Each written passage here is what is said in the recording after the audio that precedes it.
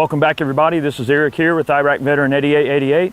We're here at a very special shoot in Leesburg, Florida here. This is the NFA Review Channel, NFA shoot. We got a bunch of suppressors and guns and all kind of neat things out here. We're at the Ares Firearms Training Center down here in Leesburg, Florida. We're going to go around and talk to a bunch of folks. This is a 2-day shoot. Today is kind of a low-key sort of media day, they're coining it. The second day is open to the public, and many of you that are watching this video may actually be in the video. So we're going to show footage from both days. We're going to go around, talk to a bunch of interesting people, show off some cool stuff. There's some flamethrowers and suppressors and fast guns and some binary. Let's go around and have a good time, and we'll bring you guys along for the ride. Let's do it.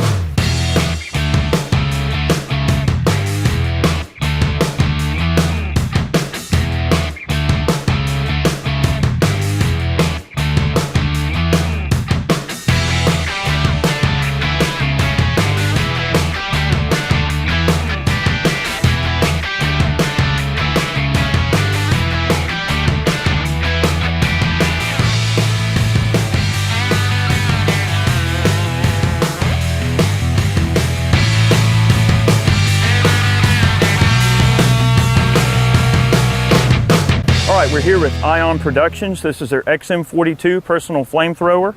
It's a really, really cool setup. You guys might be familiar with the crowdfunding campaign these guys had last year going down to help them fund this project and get it together. This is a really interesting product to me because a lot of you guys support man cams and everything like that, and so I know what it takes as a small company to put together something like that and get it out there. So the fact that this was a crowdfunding project to me is just so awesome, that you can have a personal flamethrower in just about any state. There's a couple of states that have some kind of gray area laws about having these things registered, but for the most part, it is a completely 50-state legal personal flamethrower. It'll launch a wall of flame, sometimes about 30, 35 feet, depending on what you put in it. Nominally about 20 or 25 feet, I've been told. But this thing's definitely neat. It's well built. I like the construction of it.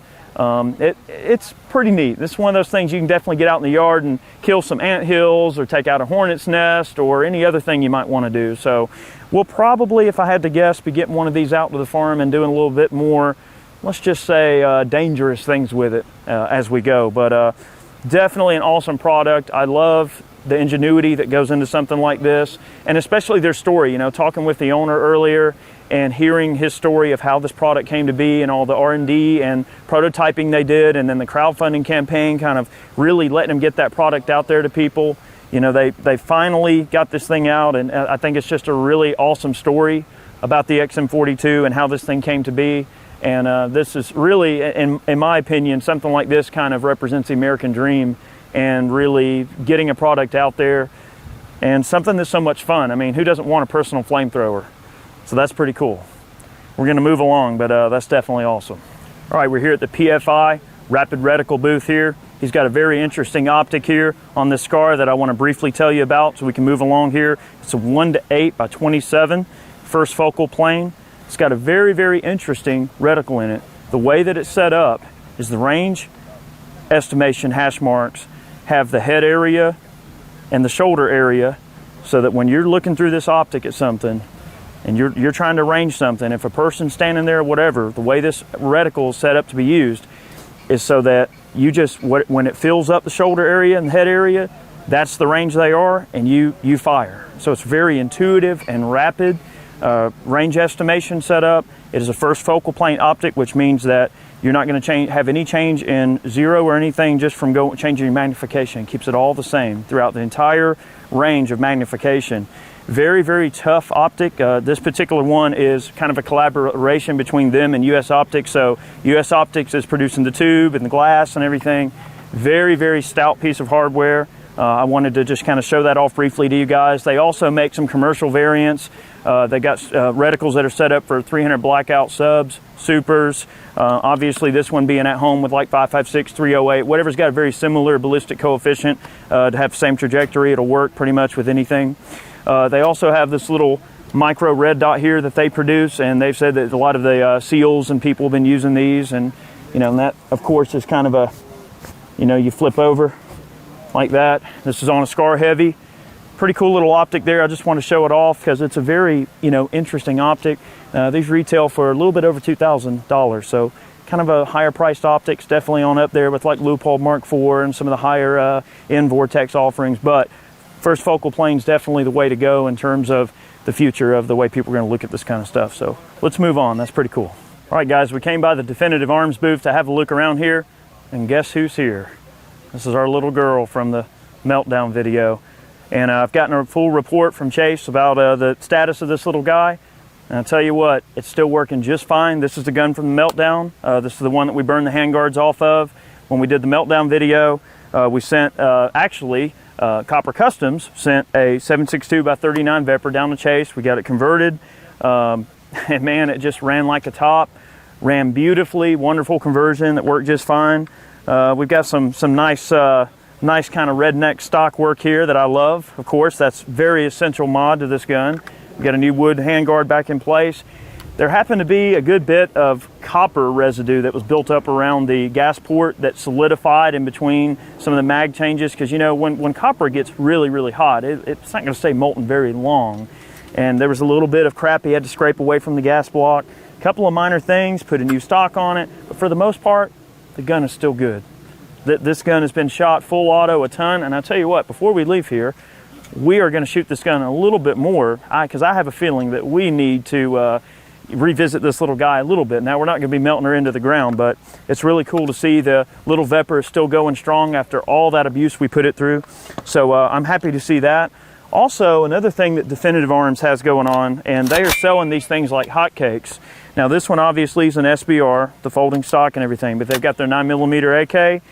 You know, it uses a Colt style magazine, obviously. It's got magwell here. It's a blowback. These guns have actually been selling quite well for them, and they've been doing extremely well. And the weird thing is, not a ton of people know about them. And, you know, so we're going to shoot this some, and I'm really looking forward to hanging out with this thing.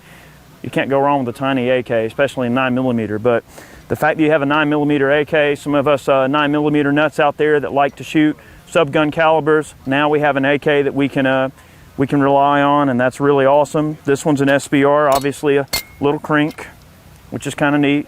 But the guys at Definitive Arms are really doing a wonderful job of just innovating. I mean, that's the bottom line. I'm not going to go into too many details, but I was talking to them a little bit, and they've got some plans for this thing that are going to be really awesome. I don't want to spill the beans or anything like that, but we've got some fun things in line.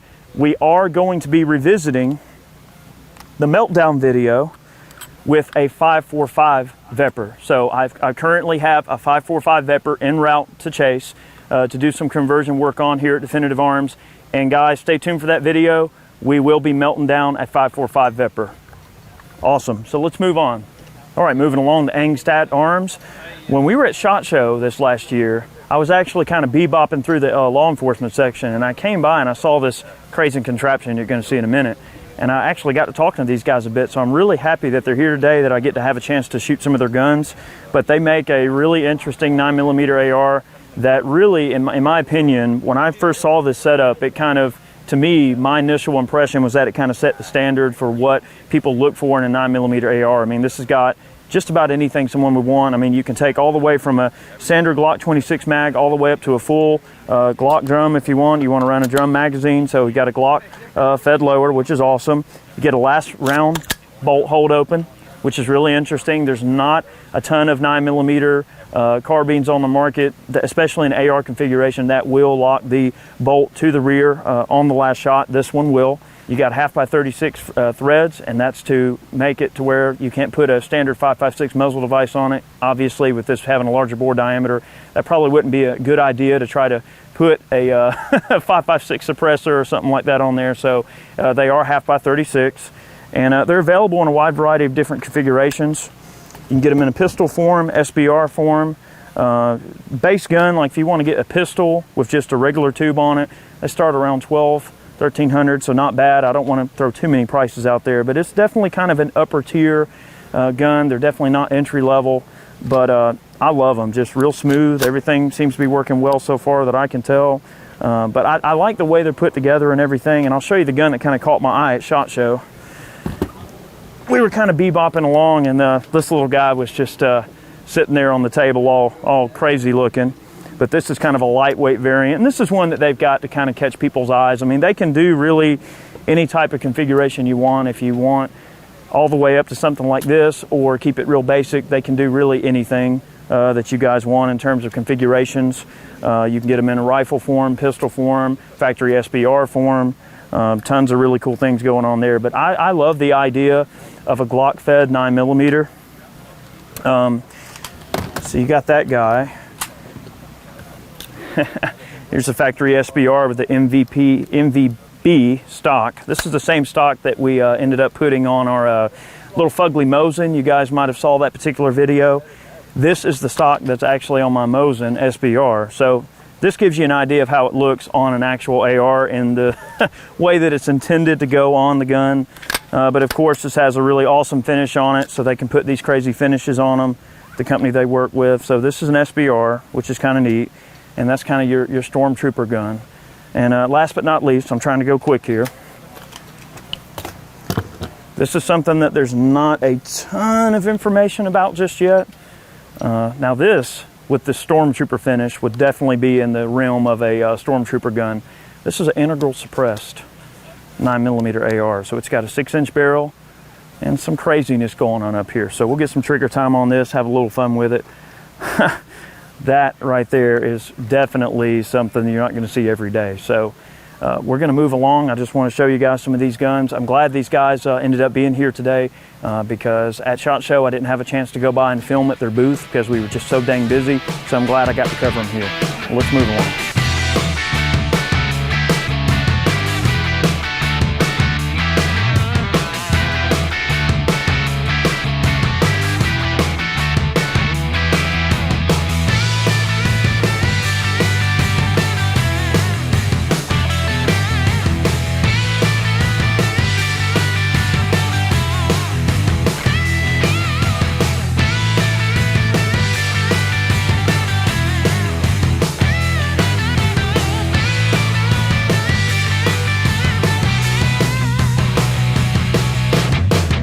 All right, we're over here at Rugged Suppressors.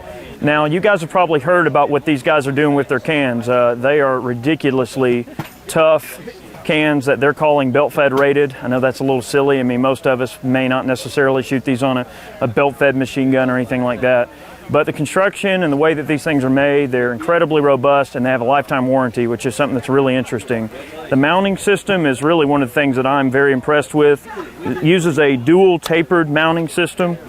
Basically, the can threads on to this shoulder, so you've got a little bit of a shoulder here that it bumps down on, all right?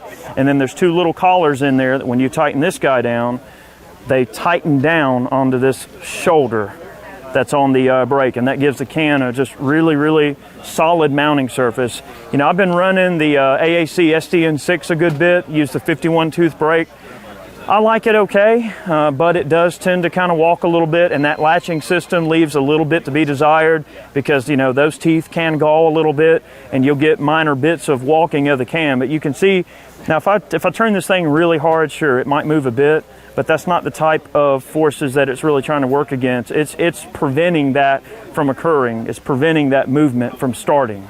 So that's the big thing. If there's a bit of wobble, let's just say in the system, and you shoot it a lot, well then yeah, if there's some wobble, then it might eventually work its way off. But what they're saying is this mounting system is dead solid, which I really like that about this particular can.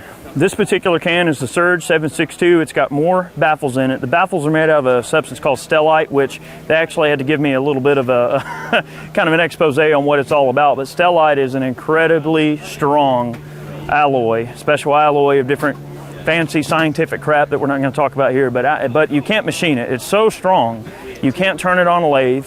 The abrasion resistance is extremely high, so you're not going to get any erosion or wear or anything in the baffles like you might in another can.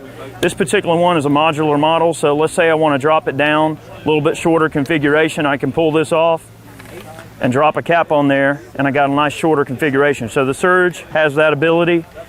And then they make a can called the Razor, which you're going to see running on a 240 Bravo here. And the Razor is also a belt-fed rated can with stellite baffles they have. I'm going to thread this back on. It's a slightly shorter configuration. So 360 degree welded. I mean, it's a really, really tough can, and that's one of the big selling points for this particular suppressor is the fact that it's belt fed rated, it's tough, it can take a whole lot of rounds, whole bunch of, you know, high rate of fire. I mean, this would be a great can for an infantry guy or grunt or a guy that's running around in the trenches, just needs to have a really rugged can that can get out there and do the job. So that's pretty cool. All right, one more thing from Rugged. This is their Obsidian. This is a new 45 can they've got out. Now this sucker right here is pretty dang awesome. They're saying, now we're gonna have to put this to the test. I believe them, but they're saying this is the quietest 45 suppressor on the market. Now I'm pretty sure they've tested it. They probably know, but this is one interesting suppressor. The baffle and this part right here, which is the serialized part, the muzzle device here, is 17.4 heat treated stainless, so it's really, really rugged stuff. It'll work on 300 blackout subs if you want to use it on that, and it's modular. So you can pull this cap off just like the other can and just run a flat cap on there if you want it nice and short, or if you want the extra expansion, there you go. That's really interesting, and in my opinion, this is everything that you could want in a 45 caliber suppressor, really any kind of handgun suppressor, because let's say something happens and you screw the tube up, or something internally is messed up, which it wouldn't be because of the quality of the construction materials, but let's just say something went wrong or whatever. You can send this back, and this is really easy to rebuild and remake or whatever, and then your serialized part is made to be super strong. So you got 17.4 stainless here, which is where most of your blast is actually contained, you know, near the muzzle. So, you know, it needs to be really rugged right there. So that's a very interesting can. That's the new Obsidian 45 ACP.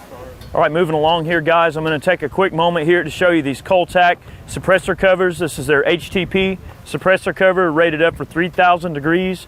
Very tough cover, and they you probably noticed in a lot of the YouTube videos, we show these off quite a bit. We've been using the Coltacs, you know, a good bit, and he's here, happens to have a bunch of them. Variety of different colors that they're available in, so that's pretty cool. So if you can get the girly colors or the tactical colors, whatever you want. He's expanded his colors too to include ATAX FG and a couple of other interesting colors. He also makes a brass bag, which is pretty dang useful. And I've actually found myself using bags like these all the time at the range. We're actually going to be doing a video pretty soon called Range Sundries, where we talk about things that you got to take to the range with you. And in my mind, these bags are downright essential for policing up brass or shotgun holes, or you could even have, you know, maybe he can eventually, yeah, see, he's already got a little loop right there. You can hang this on your belt, and if you're a shotgun guy, just have you some loose shotgun ammo in there. Draw it right out of the bag, and it's easy to load the gun and everything. He also makes a rear bag. Obviously, all the same colors apply for all of the brass bags as well as this little rear bag. You know, whole idea behind a rear bag, this is a nice, small, compact one, easy to throw in your range bag and take off to the range. So there's your Coltac stuff, but mainly they're suppressor covers. I mean, these things are great. We've used them quite a bit, and we don't ever have any problems out of them. They're all American made, which is awesome. They're a very small family run business, and to me that's important. I like to support mom and pop, and these are literally mom and pop. I mean, when you order one, he's the guy that makes it, him and his wife, and it's a very small operation. So there's your Coltac suppressor covers. If you guys are buying cans, you might want to check them out. Let's move along. All right, guys, real quick, I'm going to show you Ruger's new suppressor. Yes, Ruger is making suppressors. This is their Silent SR, or Silent Sir. A little play on words there. You know, and Ruger as a company has changed things a lot. You know, they're very forward thinking, and they're trying to really innovate and get some interesting stuff out there in terms of cool things that people, you know, shooters want. All right, this is a very interesting little 22 can. The way that it's made, I'm going to pull this cap off here. They have a little disassembly tool, okay, that you use to take it apart. All right, this is called a push baffle. And the way that they're making these, they're made out of 17.4 stainless, okay, and they're actually cast. All right, and they harden them, machine them, and they're able to make this really interesting baffle design because of their manufacturing process and the way that they, you know, Ruger makes things. You know, they use a lot of castings, and they use mem parts and everything like that. These are cast, these baffles are. It's a very easy can to work with in terms of taking apart, disassemble, clean it and everything. But also, the nice thing about having stainless baffles, you can just drop that sucker in your ultrasonic, pop them apart, and everything's good to go. Throw it in the sonic, heat it up. You ain't got to worry about any kind of galvanic corrosion or any kind of fallout or crud happening in your ultrasonic. You can just take it apart and you're good to go. Now this little gun right here, this is an original standard auto that some people are going to be mad what we did here, but you know, when Ruger saw it, they were I think kind of fainting a little bit. But we took a standard auto and we cut it down, and the barrel's about 1 1/4 inches. So it's a very, very short barrel. It's very quiet. The thing about a 22 is that once a 22 hits rifling and it starts to spin, it does not take a lot of rifling to stabilize a 22. And we've shot this gun a lot, so I think it was interesting to show. We've got this original standard auto. This is an original. And then we've got the new Ruger suppressor, and we'll put it on there. And that's a little bit of old meets new.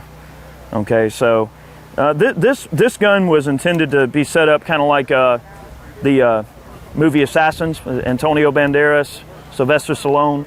We wanted a gun that was set up kind of like the movie Assassins. If you haven't seen the movie, go watch it. You'll see this pistol, and you'll go, and it'll click. You'll understand. But that's Ruger's new suppressor. We thought it'd be pertinent to show that off in this video. And let's move along.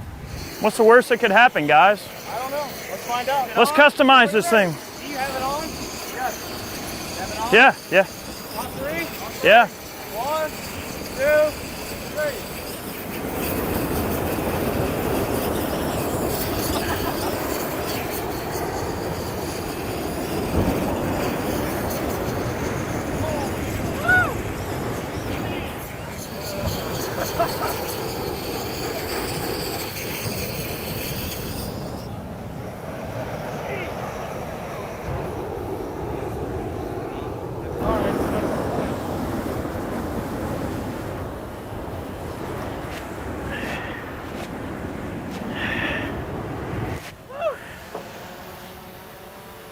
The EPA is going to love that.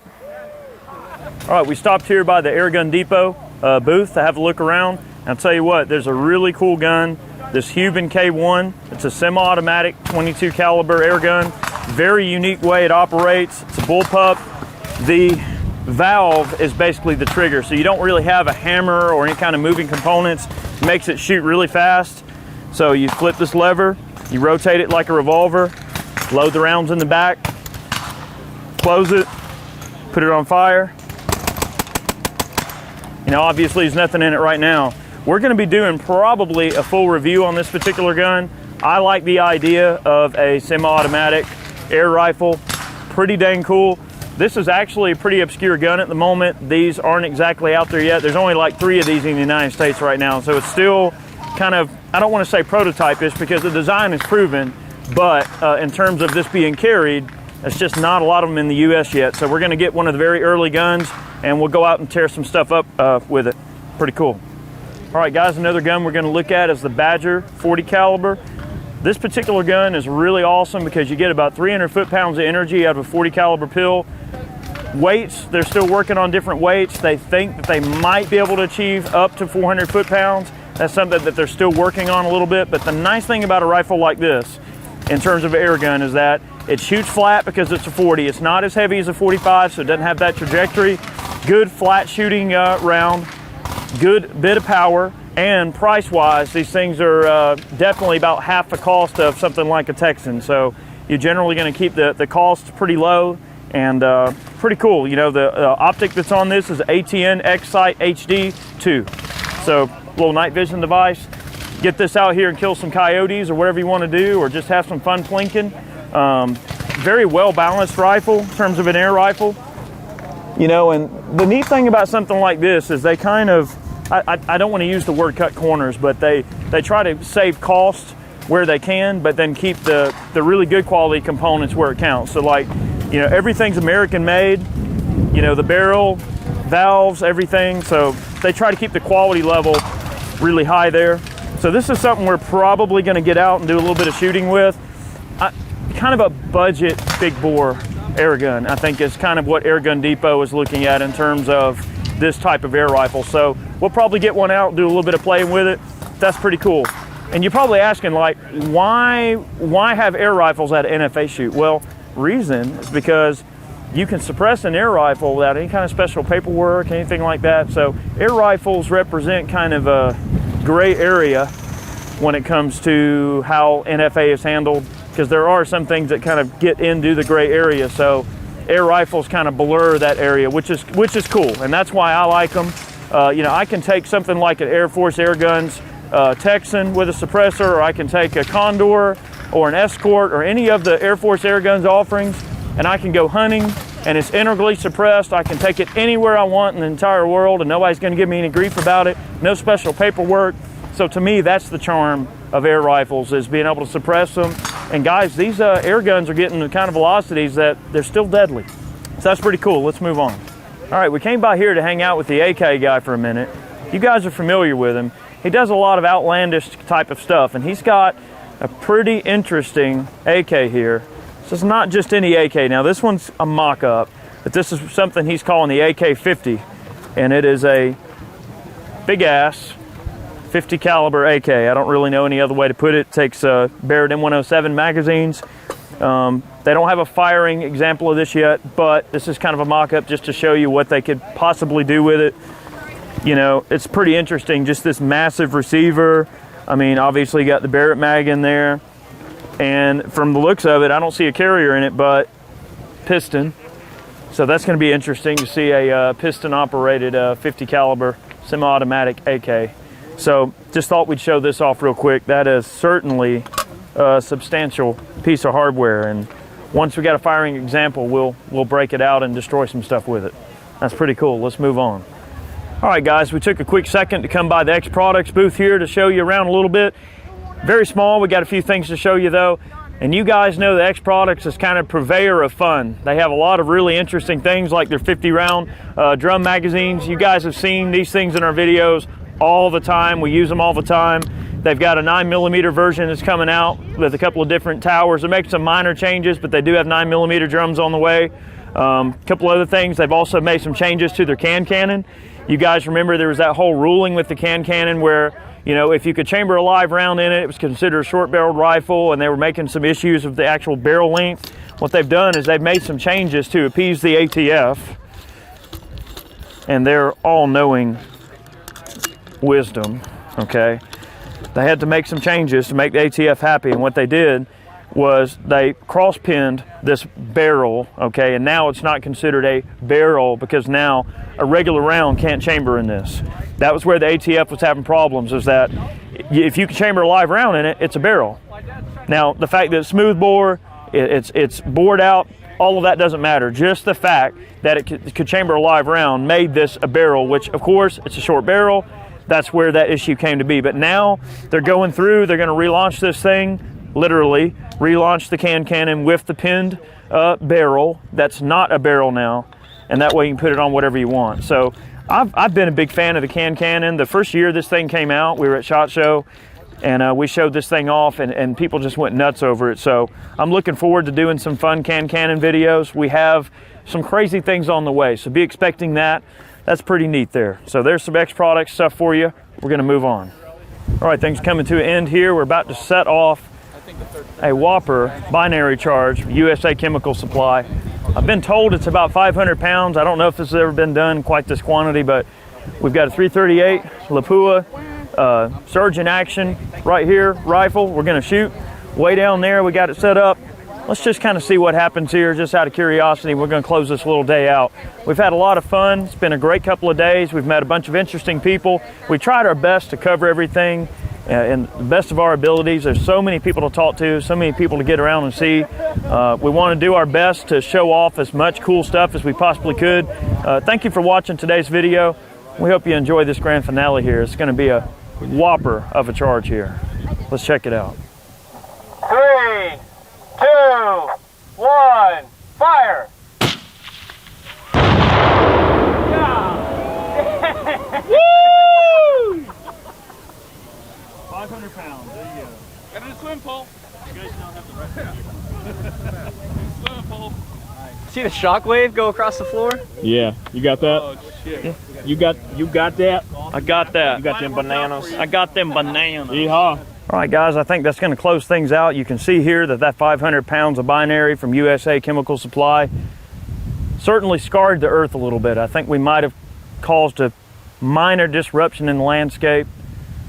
Not too sure about that, but I think probably might have made a hole here, as you can see. Thanks for watching today's video. We had a ton of fun today. You know, actually, last couple of days here. at the NFA Review Channel shoot. Definitely want to thank all of the sponsors that helped put the shoot together. They really put a lot into making sure this was a really fun event for everybody. The food catering, I mean, putting on an event like this takes a lot of effort and time, takes a lot of money, takes a lot of people putting things together and pooling their resources to get us all in one place. And I really enjoyed working with the public and seeing a lot of you out here. Many of you that are watching this video were probably at this shoot. I got to shake your hands, meet you, shoot guns with you, and that's always a fun experience. We're going to be putting on a shoot this year as well. We always do. And this year, I think our shoot will involve some form of public attendance. So be looking forward to that. We'll make an announcement when we get ready to do it. And we're always going to different events, so always be looking out for different videos like this. We hope you enjoyed it. We'll catch you next time.